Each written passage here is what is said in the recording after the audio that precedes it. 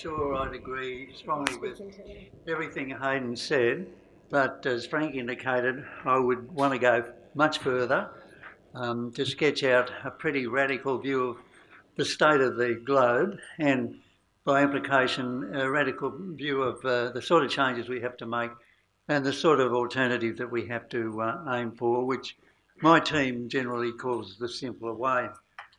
The best way for me to begin, I think, is to focus on the magnitude of the overshoot that we have. We all know there are problems. We all know that we have to reduce our impact and so on. But we think that even most green people, and indeed red left people, don't really understand how far we've overshot limits. And the quickest, simplest way of indicating what is in fact a very lengthy, detailed argument I could put is to just refer to the footprint concept. We Australians are using about 7 or 8 hectares of productive land per capita. We're probably going to have 9 or more billion people by the year 2050 on the planet. Now, if they were all going to use as much productive land as we Australians do, you'd need 72 or so billion hectares of productive land. Do you know how much there is on the planet? It's about 8 or so.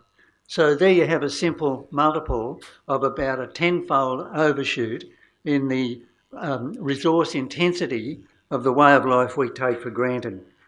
There are many other indices like that that similarly indicate that in general we have to aim, if you take seriously the notion of building a sustainable and just world where everyone has the same, more or less the same reasonable, satisfactory living standards, you have to be thinking in terms of a factor 10, either increase in the resources we can get our hands on or a factor 10 reduction in the per capita rate at which we in rich countries are using them. The most urgent resource problem you have, and you've got a lot of them, you've got water dwindling, you've got minerals and forests and all sorts of things we use are getting scarcer.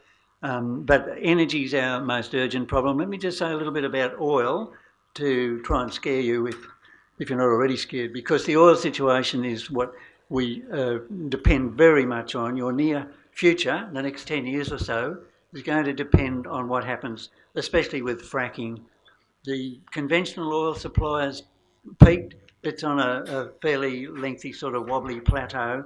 Its oil supply has increased because of fracking, getting at unconventional oil, and the energy return on the production, the discovery and production of oil is falling. In the last 20 years or so, it's more or less halved. That's pretty serious. If you look at the discovery rate, it's fallen too, quite dramatically. If you look at the effort that goes into discovering and producing oil, it has fallen too, quite dramatically. And so you get figures like in 2016, the consumption of oil was 10 times the discovery of oil in that year. And perhaps more worrying still, the capital expenditure per barrel of oil supplied has gone down to 30% of what it was 10 years ago. Now, the big oil companies, the big 7, are in terrible debt, and lots of oil companies are going out of business. The fracking situation is not clear, but just about everything I read suggests that it will blow out before very long, a decade or something like that. Because the sources deplete so quickly, they have to dig like heck to find more and more of them. Now, I think the most important book in the last decade is by Nafez Ahmed, called Failing States, published this year. He points out that the oil-producing countries, just about all of them, are in a great deal of trouble. Their environmental problems are escalating. They're very short of water, most of them, Middle Eastern countries, of course. Their food supply is consequently down. There's therefore discontent among their people. Governments can't cope, so they get repressive, and that causes more trouble, and there's rebellions, and ISIS recruits pretty well out of all this. More importantly still, well, their energy return on energy invested in oil supply is going down, as I've indicated. More importantly, perhaps still, is the fact that their internal demand for oil is going up and up because they have to use oil to supply for their rapidly increasing populations and their dwindling capacity to supply for them. And that means that your access to oil is very much threatened. And Ahmed, I think, puts forward a very plausible argument that within 10 years, oil exports from the main oil producing nations, Middle East in particular, are going to be very, very seriously impacted, maybe even more or less terminated. Now, before oil gets you, the bankers will, because when they get wind of the worsening conditions, which mean that their debts are not going to be paid, they pull the plug, they call in their loans and so on. You probably know that global debt is now much more than it was before the GFC. And it looks as if oil has got to be $100 a barrel before the companies can make a profit. And I said they're keeping going now simply because they've gone into terrible debt. And it looks as if even oil at $50 a barrel is not enough to get the economy going. So you've got a gap and a dilemma there that's pretty serious. Now, all of that's a very sketch to document the fact that we have gone through the limits. I just talked mainly about oil, but could do much the same with respect to all sorts of other things, water, forests, minerals and so on. But what is our most important goal? And as Hadyn has just said, and I needn't dwell on it, it's economic growth. So what I've done so far is simply sketched out the mess we're in, the problem we're in.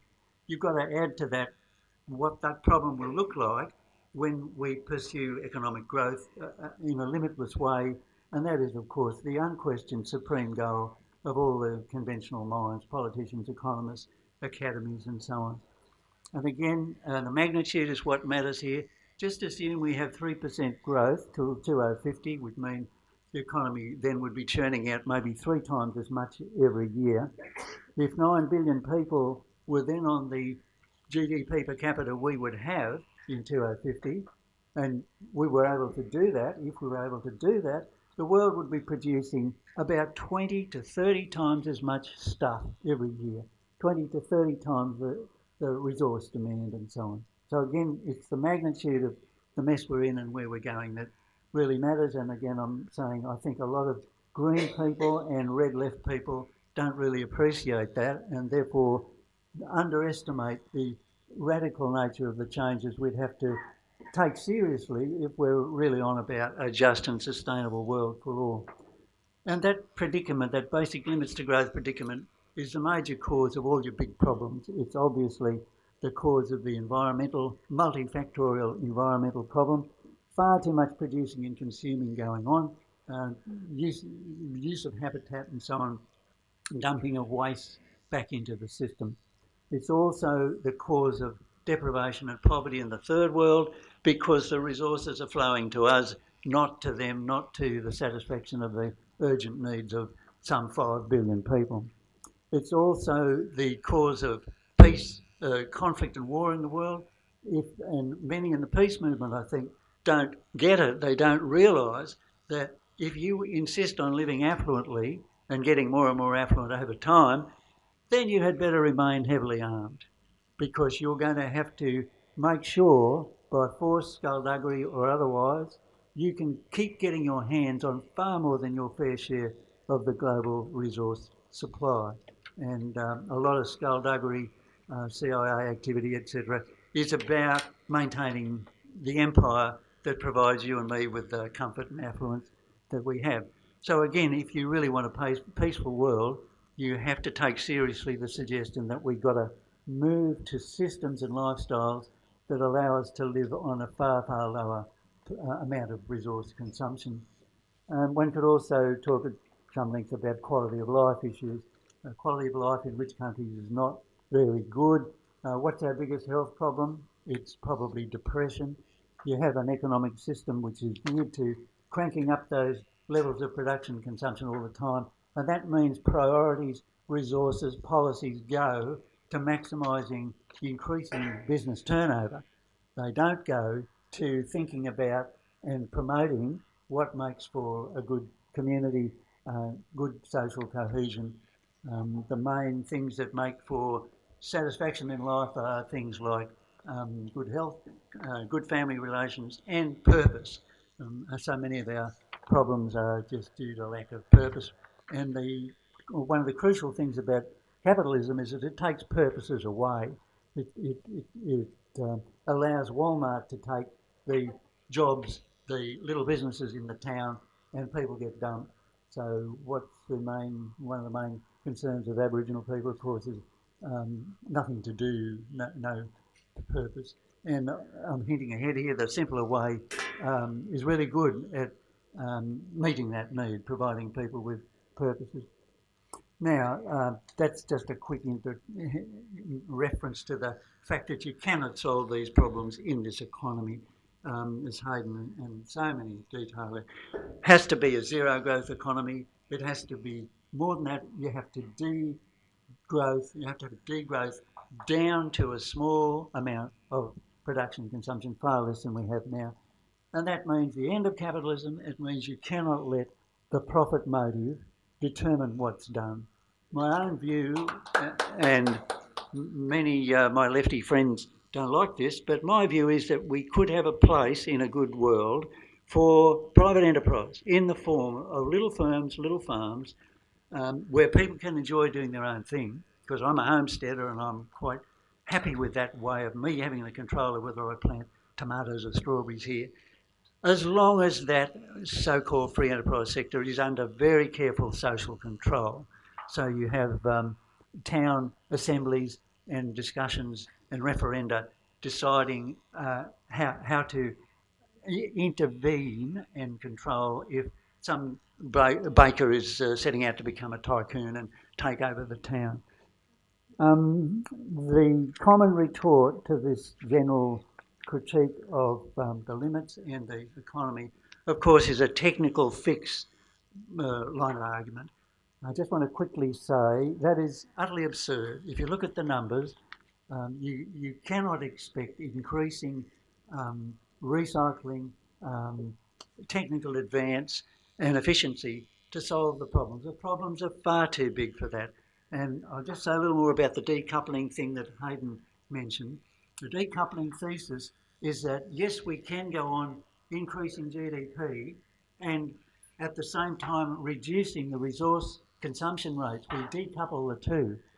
Now, I got interested in this a couple of years ago and found 30 studies, all of which say rubbish. There's no tendency whatsoever for absolute decoupling. That is, you can have GDP going up here and resource use going up a little below it, but what we have to do, given those multiples I just referred to, is reduce resource use to a small fraction of what it is now. And none of the studies find that any reduction in the amount of resource use is taking place. That is, at the very best, and they don't even keep it stable. It's all of them are still going up with GDP going up. And I read just the other day that even carbon, where with the introduction of renewable energy you'd think we'd be making our biggest gains, even the amount of carbon per unit of energy is not decoupling.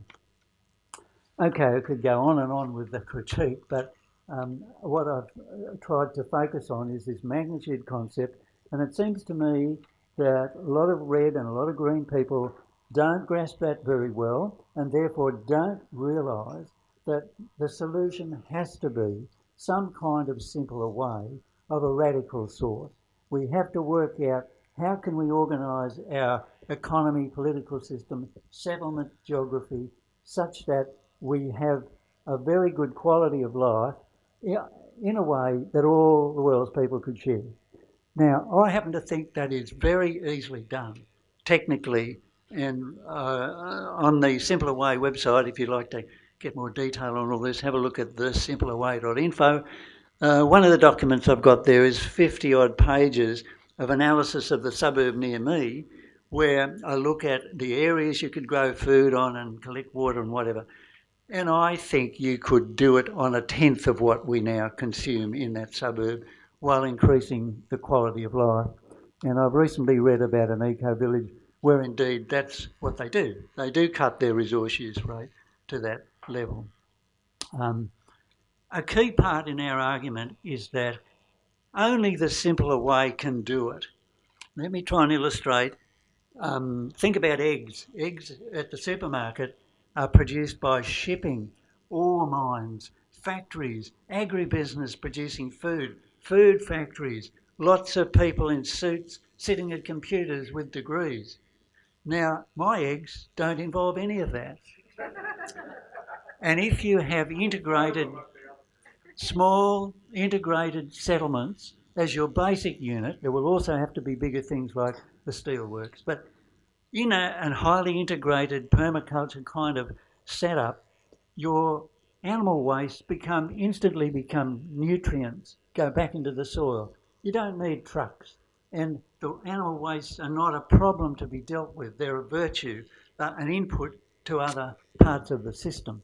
So you have your geese grazing out on the fire danger side to keep the grass down, and in the permaculture principle of performing many functions, they're also producing meat, entertainment, all sorts of things come when you stack functions. It's only by going to that sort of small integrated settlement that you cut out the need for so many of the overheads that are now generating the waste and the resource consumption. I haven't really got much time to go through other elements in a simpler way. I'll just quickly mention a few. How about working for money 2 days a week? I know people who live in these sorts of ways who enjoy a higher quality of life than I do, and these are sort of characteristics of their way of life. Town meetings making the decisions about how we're going to produce things, do we need another orchard and so on. Basically simple technologies, much of it craft to be enjoyable, much done by working bees, committees, and town meeting. Now, obviously, none of this is viable unless there's enormous value change. We have to get to the stage where we want to live simply. The good news is that that's not deprivation. There are quality of life benefits in these ways that are very powerfully rewarding. And if we can only get these sort of settlements going, which is happening, there are thousands of people living in eco-villages around the world, we might be surprised how easily we can keep them going. At first sight, it looks unattractive to most people because it's not about affluence and getting richer. It's about getting life satisfaction from other things, like having to work only 2 days a week and having the rest of the time to do crafts and arts and reading and things like that. High tech is not jeopardised by this vision. It is not the case that we won't have the resources to do socially useful high-tech things like medicine and designing better windmills. I think we're heading for a big crash before long. It might be sudden, it might be slow. We have to hope it's slow because we need the time for people to gradually wake up and move across to the alternative things being developed. The systems we have are very, very fragile now. The institutions like government we have cannot respond. We don't even discuss growth, let alone bite the bullet on doing what's necessary to get in under 2 degrees. Give up on that. You're not going to cut emissions to the point where we reach a 2-degree target. Governments can't do these things. This gets me into a complicated area I haven't got time to go into, about a theory of change which has to be grassroots up. Governments cannot do the things I'm talking about. Some of the early anarchists like Tolstoy and Kropotkin said, we do not want power, we do not want state power because it's useless. And think about our situation. We'll only go in the direction that I'm going on about if large numbers of people at the bottom see the sense of it and opt to go that way. and then those at the top will be able to go that way too. But if you made me Prime Minister tomorrow and I started rattling on about these things in Parliament, they'd lock me up. You can't do these things from the top. And this is where I think the eco-socialists are mistaken. The right, correct theory of all this is an anarchist one. It has to be from the bottom up, where we get to the stage where citizens become sensible and opt for the right values and create the pressures that eventually change the big structures further up. And I briefly just mentioned the notion of building economy B. A lot of these things are happening in the world now in the transition towns movement. And if you thought the things I was saying a little while ago are fanciful, I remind you that thousands of people live in eco-villages now, enjoying those sort of benefits, practising those sort of ways. Now, the model that I think is the most viable one is the transition towns one. Not that I'm very happy with that movement at this stage, but the idea we have to hope will work is that we more and more build up local self-sufficiency, build an economy B under the existing economy A, and it gradually gathers adherents and builds up more co-ops and so on. As the mainstream economy gets into more and more trouble and more unemployed people come across, till we eventually increase our capacity to take control of our town or our suburb. So that's a crucial concept, I think, moving to the stage where we, through our committees, our town meetings, take control of that town insofar as we can. We can't, certainly in the early stages, do a hell of a lot, but over time it's about getting to feel, getting to know that we can do things like identify the need for unemployed, identify the need for more for aged people to do, and things to eliminate homelessness. And we citizens get together and do those things. Now you've got a totally radically different economy there because it's not driven by market forces, it's not driven by the profit motive. My own view of it all is quite pessimistic. The thing I've sketched out, the vision I've sketched out, is very unlikely to be realised. But my final point to you is, Tina, there is no alternative. Sorry to quote Maggie, but that's how I see it. If you want to take seriously the notion of getting through eventually to a sustainable and just world, you have to go down this path, whether you think it's likely at this stage or not. There's no other option. A tech fix option is no good, not going to work. The socialist option is in, I think, many ways correct and viable, but the whole notion of starting at the top, trying to get state power and if necessary, force changes through, no good. It's got to come from the ground. I oscillate between deep pessimism and deep optimism. And last thing I want to say is there are a lot of reasons for feeling optimistic about what's happening. We're going to change, I think, within a decade or two quite quickly. And there are a lot of reasons for thinking that we might make it.